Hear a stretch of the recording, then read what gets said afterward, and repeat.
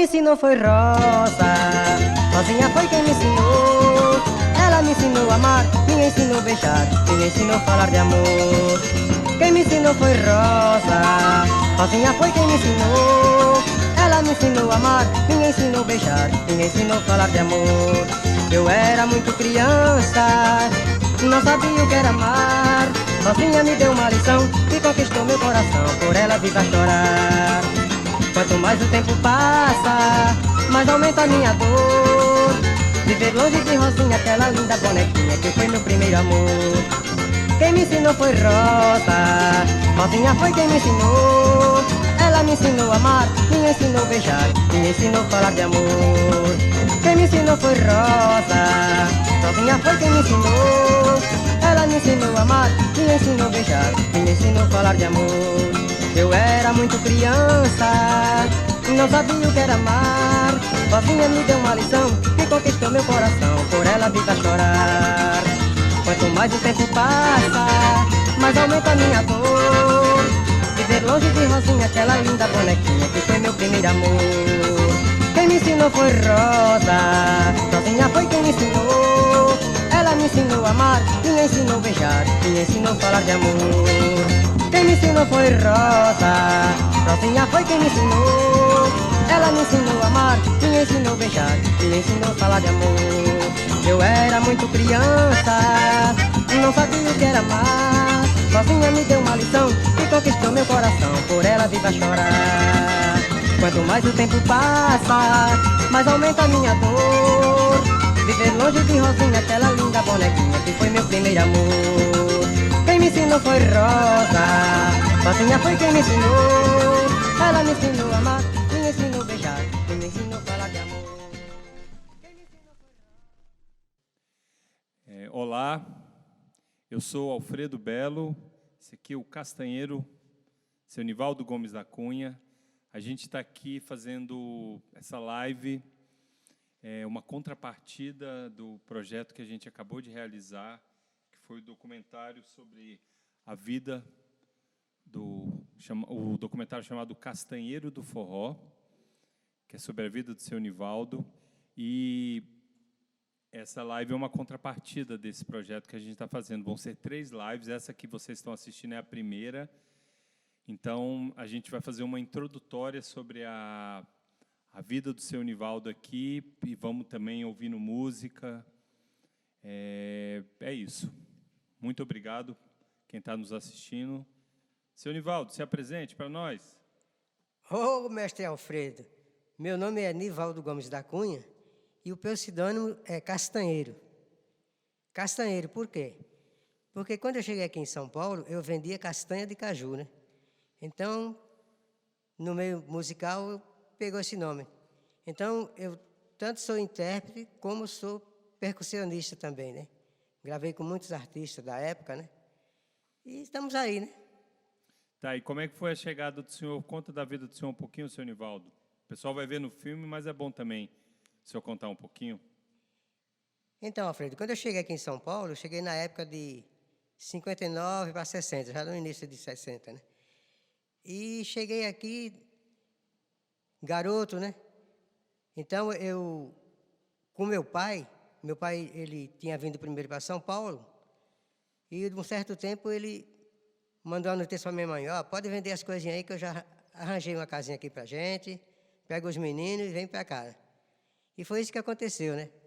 Nós viemos de Recife aqui para São Paulo, e quando eu cheguei aqui na época, nós vendíamos castanha de caju nas feiras. A gente tinha um pontinho lá em São Caetano do Sul, perto da estação de São Caetano, né? Hoje em dia, aquela área assim mudou muito. A Casa Bahia comprou aquela área toda, fez uma super loja, né? E hoje mudou muitas coisas. Então, quando eu cheguei aqui, né, na época, eu vendia castanha, tanto nas feiras, como nesse ponto que tinha ali em São Caetano do Sul. Ah, legal. Mas como é que o senhor ganhou esse nome de Castanheiro? Então, rapaz, eu na época que eu vendia castanha, eu fiz uma música que chama-se Vendedor de Castanha. Daqui a pouco a gente vai ouvir a gravação dela. Ah, maravilha, maravilha. Então, e essa música aí, para vender as castanhas, eu cantava ela sempre, né? Aí juntava o pessoal assim, aquela aglomeração, né? Eu cantava, aí logo que acabava de cantar, o pessoal já vinha adquirindo assim o produto, né? Que eu vendia castanha salgada, né? Assim, torradinha, e a castanha crua. Muita gente até comprava assim essas castanhas cruas para fazer bolo, né? Que eles ralavam ali direitinho e fazia bolo. Então eu tive uma clientela muito boa vendendo castanha de caju.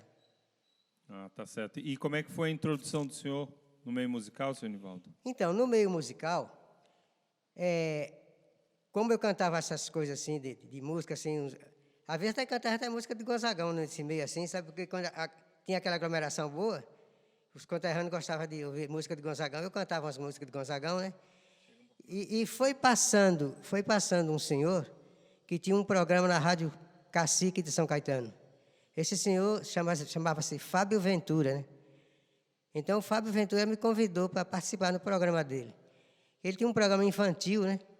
E nessa época, a gente, para participar desse programa, aquele que tivesse melhor assim, cotado, ganhava assim uns brinquedos, né? Até na época, quem patrocinava ele era o brinquedo Bandeirantes, que patrocinava ele. Então, ele tinha aqueles brinquedos para a criançada que participava, né? Então, quem fosse primeiro lugar já... Então, eu ganhei muitos brinquedos, assim, do seu Fábio, né? Participando assim. Aí, já fui lá cantando como castanheiro, né? Aí, a primeira semana, eu cantei a música das castanhas, que ele apreciava, né? A segunda vez que eu fui no programa, aí cantei Asa Branca, do Gonzagão. E fui assim, participando, né? Depois, na rua São Caetano ali, eu passando assim na rua, eu vi um barulho assim, né? O pessoal, estava um salão fechado assim, a porta, né? E eu vi o pessoal tocando, era sanfona, zabumba, triângulo, né? Aí eu dei um tempinho assim, né? Aí bati na porta assim. Aí o Toninho me atendeu, né? Ô, o que você quer aí, meu amiguinho? Eu falei, rapaz, eu estou gostando desse som aí, será que eu posso apreciar aí e participar do som? Não, entra aqui e tal, né? Aí nesse som estava Toninho do acordeão, Heleno Luiz e Zé do Nordeste. Aí eu peguei um agogô, né? Aí a gente ensaiando ali, eu fiquei com o agogô tocando tudo, né? Aí eu falei para ele que eu tinha música assim e tal, né? Aí, vamos ensaiar então. Aí ele aprendeu direitinho, fez a introdução, né? E aí eu cantei o Baião do Castanheiro, tudo, né? Aí ele me convidou, rapaz, você não quer participar com a gente assim? Você vai com a gente tocar nas festas que aparecem aí, e aí você toca o agogô ali, é trio nordestino, mas vai trio nordestino e Castanheiro do Norte, né? Eu falei, não, positivo. E daí eu iniciei, né? Iniciei ali com trio nordestino. Ah, que legal. Seu Nivaldo, e você uma vez me contou sobre a história de que esse não foi... Porque muita gente aqui deve estar ouvindo falar, o trio nordestino deve estar pensando que é o que ficou mais famoso, é o Lindu, né? Mas como é que é essa história dos trios nordestinos? Então, na realidade, o trio nordestino de São Paulo, eles tinham a patente, né? Ele tinha a patente, assim, era patenteado. Então, tinha tudo organizadinho direitinho, né? Já o trio nordestino da Bahia, que era Lindu, Cobrinha e Coroné, eles foram consagrados pelo povo, né? Por sinal, teve aquele sucesso nacional, Procurando Tu, né? Essa música foi uma música que... Mas o trio nordestino da Bahia, quando veio fazer esse sucesso, já tinha mais de 10 LPs gravados, assim, né? Que o primeiro LP que ele gravou foi... Não lembro se é Chegando a Maceió, uma coisa assim, né? Só que, na realidade, o primeiro trio nordestino que foi concedido assim foi Dominguinhos, Zito Borborema e Miudinho. Esse trio foi batizado por Luiz Gonzaga e Dona Helena, né? Porque Dona Helena e Gonzaga gostavam muito do pessoal aí, entendeu? Do Lindu, do Cobrinha, do Coroné. E também com Dominguinhos, que já tocava de vez em quando com Gonzaga, fazendo alguma apresentação e também gravando as músicas que ele tinha, né? Gonzaga, a primeira música que Dominguinhos gravou com Gonzaga foi Forró no Escuro. E dali Gonzaga já ficou sempre fazendo show com ele, né? Levava ele nos shows dele. Depois ele batizou o trio. Dominguinhos, Zito Borborema e Mildinho. O primeiro zabumbeiro de Gonzaga, não sei se o pessoal não sabe, chamava-se Catamilho. Né? Catamilho, ele saiu do Gonzaga, aí foi trabalhar com Caçulinha. No tempo que tinha o programa O Fino da Bossa, com a Elisete Cardoso, o Catamilho, que foi o primeiro zabumbeiro de Gonzaga, participou. Acho que ele aí ficou um determinado tempo. Depois saiu para trabalhar com Caçulinha. Né? Ah, tá. Então foram interessante essa história dos 3 trios nordestinos, né? Porque muita gente nem sabe que esse trio que o senhor tocou, que é o do Heleno Luiz, né? Xavier, o pessoal nem sabe, né? Mas Bem, e como é que o senhor continuou? Continua essa história para nós, senhor Nivaldo. Então, aí eu trabalhei um determinado tempo com o trio nordestino. Aí, um tempo, eu fui no programa do Pedro Sertanejo, e aí eu conheci outro pessoal, tudo. Aí eu estava lá para tocar no programa, o Zé do Baião. Né? Aí o Zé do Baião me convidou para trabalhar com ele, né? Aí eu trabalhei com o Zé do Baião um determinado tempo, mas sempre que a gente ia no programa do Pedro, que era na Rádio ABC de Santo André. Depois esse programa passou para a Rádio Clube de Santo André. Então, eu trabalhando com o Zé, aí eu tive uma proposta do Pedro, né? O Pedro falou, rapaz, tem alguma coisa para fazer hoje aí? Eu falei, não, hoje não tenho nada, não. Ah, você não quer ir comigo num circo? Eu vou fazer um circo aí em Americanópolis, um bairro aqui de São Paulo, né? Vou fazer um programa, fazer um circo lá, você não quer ir com a gente aí? Eu falei, não, vou, beleza. Então, dali, rapaz, eu já saí para trabalhar com o Pedro, né? Aí depois ele me fez uma proposta, ele falou, rapaz, você não quer tocar comigo? Porque eu faço circo dia de sábado, domingo, e eu tenho um programa na Rádio Record também, que é no horário da dupla Torrinha e Zé Fandango, né? Eu falei, não, tudo bem. Até depois desse show que a gente fizemos no circo, eu fui dormir na casa dele, né?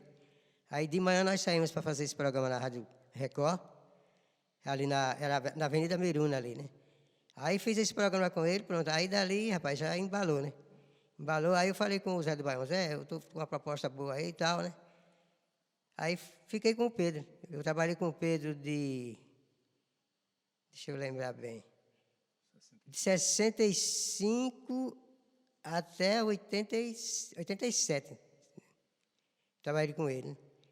Aí depois saí dele, aí fui trabalhar com táxi, né? Mas vamos voltar. E como é que o senhor começou com o Pedro? O que o senhor fazia? Como é que foi? Então, com o Pedro ele tinha uma profissão de ourives, né? Então, eu fui trabalhar com ele, eu trabalhava nos circos, e durante a semana, eu trabalhava fazendo aquelas correntinhas a gente fala de latão, né? De ouro também, né?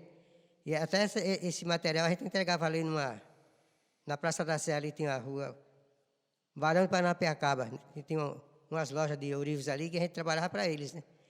Então, nessa produção que eu fazia, eu ganhava essas produções. Já em os circos que eu fazia com ele, eu não recebia cachê. Também não tinha condição de receber porque eu passei a morar com ele, né? Eu ia visitar meus pais só nos fins de semana, né?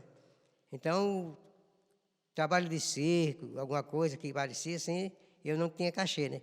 Só que eu ganhava nas produções das correntinhas que eu fazia, né? Mas ali fui aprimorando, né? E também tem o filho dele, o Oswaldinho do acordeão, que no tempo ele até gravou como Oswaldo Silva, né? Depois passou o Oswaldinho do acordeão. Então, o Oswaldinho era garotinho, assim, a gente fazia até parte da atração dos shows que o Pedro fazia no circo.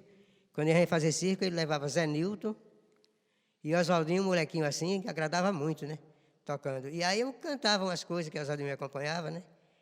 Então, foi uma época, assim, muito boa do tempo que eu trabalhei com o Pedro, né? E além de trabalhar com ele, assim, nesses shows, ele montou uma gravadora, chamada Gravadora Cantagalo. E essa Cantagalo, ele lançou muitos artistas, né? Por sinal, só quem não gravou nessa Cantagalo foi Luiz Gonzaga e Marinês, mas a maioria dos outros artistas todos gravaram lá, como Jackson do Pandeiro, Dominguinhos, Genival Lacerda, Zé Gonzaga, irmão de Gonzaga, do Seu Luiz. Então, tem um cast muito grande, assim, Castro era muito bom da gravadora. E, por sinal, essa gravadora, ela foi até vendida para CBS, né? Que era a CBS, quando a Cantagalo estourou a música Súplica Cearense com Ari Lobo, a CBS estava meio perturbada com as vendas que tinha. Aí teve uma proposta para ele vender a Cantagalo. E com isso ele fez, ele vendeu, mas continuou produzindo, né?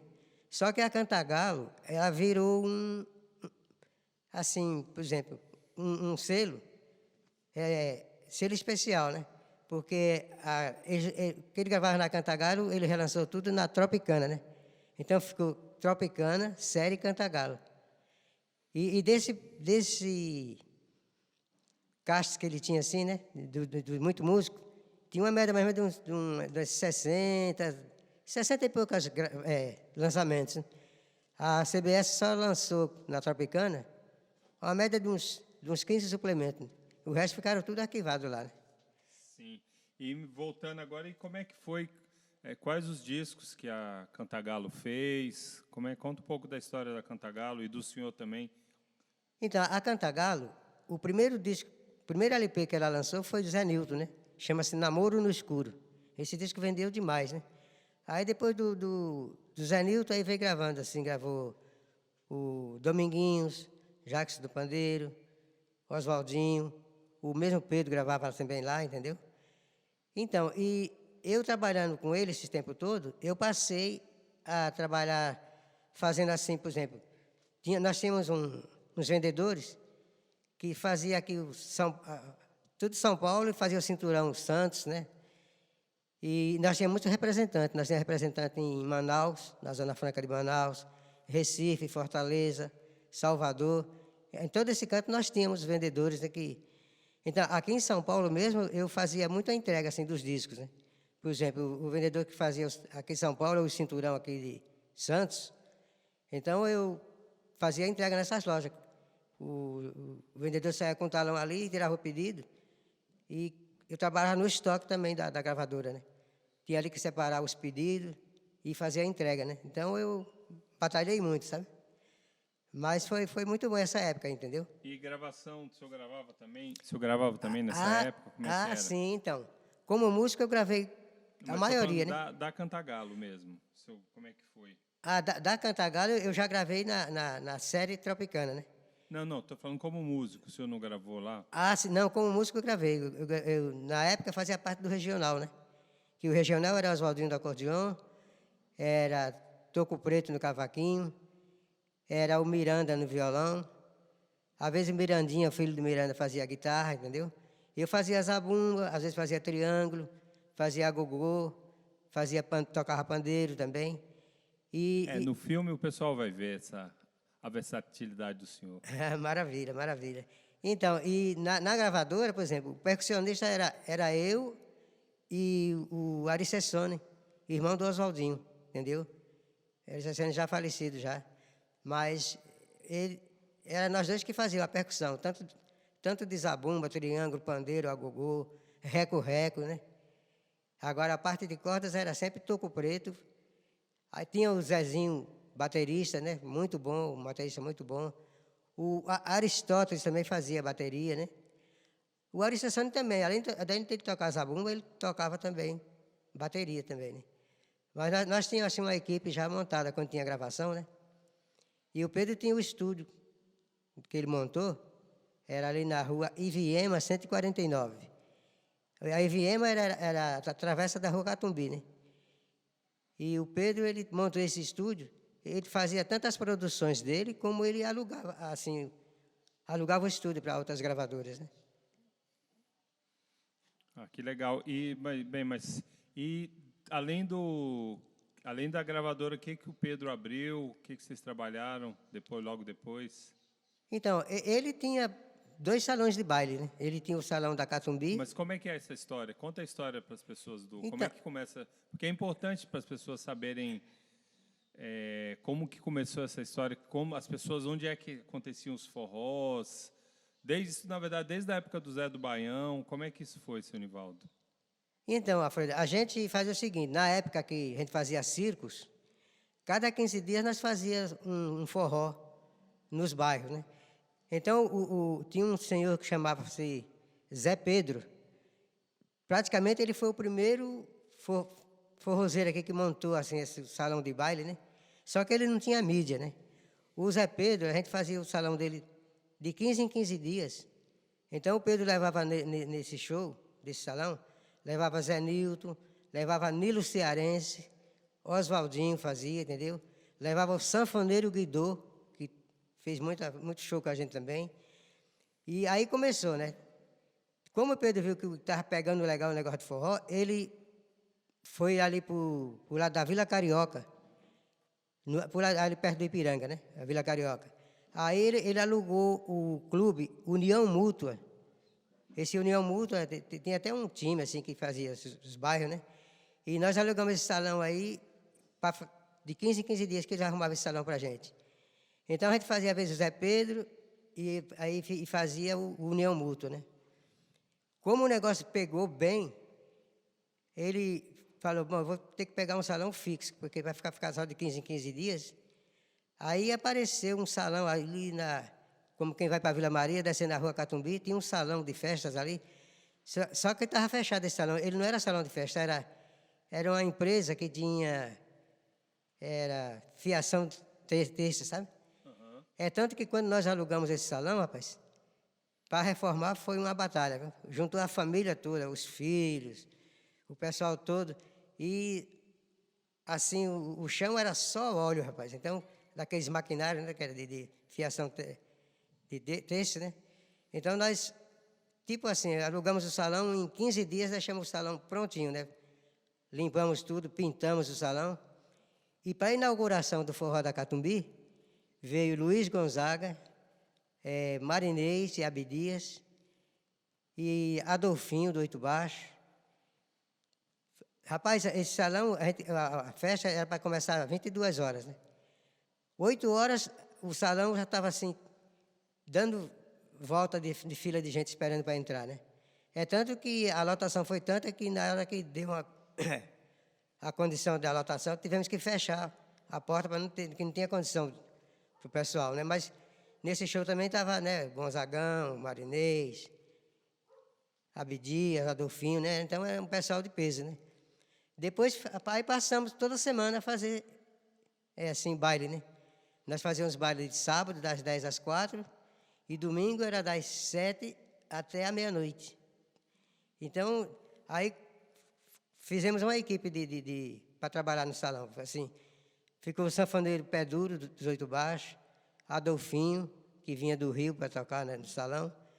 Aí o Pedro tocava, aí Zé Nilton, o Oswaldinho, esse pessoal todo assim, a gente pegava das 10 às 4, né? Uhum. Então foi assim, o início do salão, né? Aí o Pedro ficou, por exemplo, no salão nós explorávamos. No salão nós explorávamos tanto a gravadora, que tinha o escritório da gravadora lá, como também o estúdio, que era atrás do palco do salão. Nossa, fazia bastante coisa. Então, o Pedro transformou o lugar, além das capas, né, que eram as capas dos discos. Sim. Todas, essa é muito interessante. Não, a capa do disco você precisa ver, rapaz. Era um senhor que fazia para a gente, chamava-se Toninho Moreira. Toninho Moreira, rapaz, ele era deficiente físico, mas o cara tinha uma habilidade, um talento assim para fazer. E as capas a gente fazia muito assim, tanto em local aberto, né?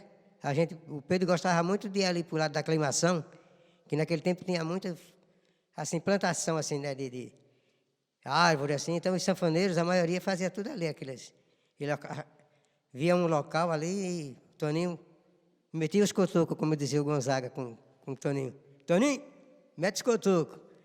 E, rapaz, a maioria das capas foi Toninho Moreira que fez, né? Também algumas capas foi feita ali no salão mesmo, que nós tínhamos no fundo assim do salão uma pintura assim tipo uma serra assim, sabe?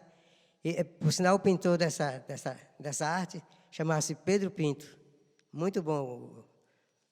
Ele todo ano reformava o salão assim com pintura, ele montava. Essa daqui Isso, Pedro Pinto é esse que fez o disco. Ele está na capa do São João em Festa. Ah, tá, aquele desenho é dele É também? aquele desenho é dele. Ah, legal. Daqui a pouco a gente vai... Quer dizer, daqui a pouco ou na segunda live a gente vai falar desses discos mais. Ah, maravilha, maravilha. Mas vai contando, seu Nivaldo, da história do forró. Então, o forró da Catumbi, depois do forró da Catumbi, aí montaram vários salões, né? Os concorrentes, mas deu para todo mundo sobreviver, beleza, sabe? Depois da Catumbi, montou um salão ali na Celso Garcia, chamava-se... Era o forró do Júlio Antônio. O Júlio Antônio, ele montou esse forró dele aí naquele tempo tinha a Casa Aspirani, né? Era uma casa de produtos eletrônicos, móveis, entendeu? E o forró do Júlio Antônio chamava-se Na Sombra do Juazeiro. Que nesse programa dele, nesse salão, às vezes ele trazia muito Elino Julião, né? E até Elino Julião fez uma música fazendo uma homenagem para ele, da Sombra do Juazeiro, né? Então, ali ele levava Nelson Gonçalves, Reginaldo Rossi, Paulo Sérgio e Sérgio Reis. Aquele tempo, esse pessoal assim, tudo trabalhava em circo, e depois do circo ele ia para o salão, né? Aí, depois do Júlio Antônio, o Zé Lagoa montou o Asa Branca, né? Só que aí, era lá em Santa Amaro. Só que fizeram um baixo-assinado e tal, aí conseguiram fechar o salão do Zé, né? Mas ele, insistente, ele comprou um outro salão. Comprou não, ele alugou, né? Ele comprou para dizer porque o salão que ele pegou era do Tonico Tinoco. Chamava-se Viola de Ouro, ali no Ipiranga, né? E ele, rapaz, naquele tempo, ele teve a petulância de levar Roberto Carlos. Roberto Carlos era muito difícil, assim, para fazer show em salão, né? Mas ela que era um cinema lá, entendeu? Na época. Então, era uma área muito grande. E deu para ele pagar o cachê de Roberto e ainda ficar com os trocos, né? Então, aí depois Zé Lagoa abriu, tinha Asa Branca e Viola de Ouro. Depois, com o tempo, ele fechou esses salões e aí montou o Patativa, ali em Santa Amaro. Então, depois do Zé Lagoa, aí, rapaz, o Zé Pernambuco montou o salão de festa ali na freguesia do Ó. Na Penha tinha Esquina Danças, tinha vários salões. Nós chegamos aqui em São Paulo, uma época, umas 200 casas de forró, sabe? Só que não era só forró, porque ele tinha o pessoal da casa que tocava, né, que se aguentava a barra, mas eles sempre traziam uma atração, né? Todos os salões pegaram aquele esquema do Pedro, né? Por exemplo, a gente tinha a nossa equipe que tocava no salão, mas sempre trazia do Gonzaga, trazia Marinês, trazia Abdias, trazia Zito Borborema, trazia todos o pessoal assim das antigas, né? Tudo participaram no salão, né? Fora esses, assim, o pessoal que estava na onda da Jovem Guarda, que era Sérgio Reis, que foi da época aquela música que ele estourou assim. Depois teve o Reginaldo Rossi, Nelson Gonçalves, Valdir Soriano, Paulo Sérgio. Então, ele trazia o pessoal da juventude, entendeu? Isso é muito interessante a gente estar ouvindo isso, porque essas informações, a intenção de fazer essas lives com o seu Nivaldo é justamente para compartilhar essas informações, porque isso a gente não aprende na escola e em outro lugar sobre a história da música brasileira. E aí, o que o seu Nivaldo está falando para a gente, deixando claro que o pessoal do forró também dialogava com o pessoal da música romântica, que o pessoal chama brega, com a Jovem Guarda, todo mundo estava... O público estava consumindo tudo isso junto, né, seu Nivaldo, nessa época? Não, realmente, todo mundo participava, todo mundo ganhava seu cachezinho, entendeu? Não tinha... Também a quantidade de salão que tinha, não tinha aquele negócio de uma concorrência, porque deu para todo mundo, entendeu? Era uma época assim, muito boa, uma época que não existia violência, porque você vê, hoje em dia, infelizmente, a gente não pode sair tarde da noite de casa porque tem problemas, né? Mas naquela época, assim, o forró começava das 10 às 4 da manhã. Saía aquele mundão de pessoal assim na rua. Às vezes, na Catumbi, mesmo do forró da Catumbi, o pessoal descia ali a Celso Garcia tudo de pé, porque não tinha ônibus nessa hora ainda, né? Aí descia tudo de pé para ali para o Largo da Concórdia, no Brás. E outros iam para outros lados, mas às vezes na hora que saía não tinha condução, né? Mas você não via uma briga, não, sabe? E nós lá no salão, nós tínhamos pessoal de segurança, né, para alguma eventualidade de ter algum problema, né? Mas, graças a Deus, nunca teve, assim, uma dificuldade, um problema. Esse negócio de chamar a polícia, essas coisas, não, sabe? Era uma época, assim, muito boa, assim. A gente vai, no filme, fica muito claro as imagens. A gente conseguiu um filme alemão que foi feito sobre música brasileira, que tem as imagens do show do Gonzaga. E é muito bonito a gente ver as imagens, como o salão era cheio e feliz, né? Não, realmente. O pessoal ia para brincar mesmo, se divertir, entendeu? Era muito, muito legal. E, seu Nivaldo, e o senhor trabalhou com o Pedro até que ano? Eu trabalhei de 65 a 87. Foram 20 e poucos anos, assim, de batalha, né? Tá, e quais as funções que o senhor teve, desde da Cantagalo, tudo, como é que o senhor trabalhava mesmo? Bom, primeiro, com ele, eu trabalhei como ourives, né? Era a arte que ele tinha, que ele fazia, né? Depois de ourives, a gente fazia show. Aí trabalhei com ele como ourives, fazendo show. Depois que ele abriu a Cantagalo, eu passei a gerenciar, né? Eu comecei a gerenciar o salão, né? Porque às vezes ele viajava, eu ficava tomando conta do salão, eu e a esposa dele, né? A dona Noêmia. Então, nós ficávamos ali, né? É tanto, rapaz, que essas gravações que eu fiz como intérprete, que eu gravei 2 LPs... Depois a gente vai falar. A próxima live a gente vai falar disso, né? Ah, tá. Não, beleza, então. Então, aí eu passei a gerenciar o salão, né? Eu e a esposa dele, ficava, quando ele viajava, a gente tomava conta. E era assim, né? Depois, com a Cantagalo, eu trabalhava fazendo entregas, né? Entregas de disco. E trabalhando como músico, também percussionista, né? Que eu tocava todos esses instrumentos, né? Zabumba, triângulo, pandeiro, agogô, reco-reco, né? Eu só não fiz negócio de teclado. Teclado eu não aprendi nada, não. Mas percussão, assim, eu faço direitinho. E a editora, a gestão, como é que o senhor trabalhava da gravadora? Então, as editoras... Por sinal, eu sou sócio até de uma editora, que chama a editora Mirasom. O Pedro, como tinha 4 editoras, né? Ele tinha a editora Mirasom, editora Cantagalo, editora Planalto, e a outra editora, deixa eu ver, era afiliada à SBAC, parece. Eu agora não lembro do nome da outra. Eu sei que ele tinha 4 editoras. Né? Uma era afiliada à SICAM, outra era afiliada à UBC, outra é afiliada à SBAC. Né? E nessa Mirasom, eu sou sócio com as cotas que ele me colocou, sabe? De gentileza, né? Mas você trabalhava também, Eu né? trabalhava, sim. Não, na editora, quando o pessoal vinha gravar, se eles não tivessem compromisso com outra editora, né? Porque geralmente o artista, quando vem gravar, às vezes diz, essa música está editada em tal editora, né? Então, a gente fazia um contrato com eles e editava a música, né? E é assim, né? E as editoras, por exemplo, tinha a editora que, com a venda do disco, a gente recebia assim e pagava para eles os direitos autorais. Né? Tanto, agora,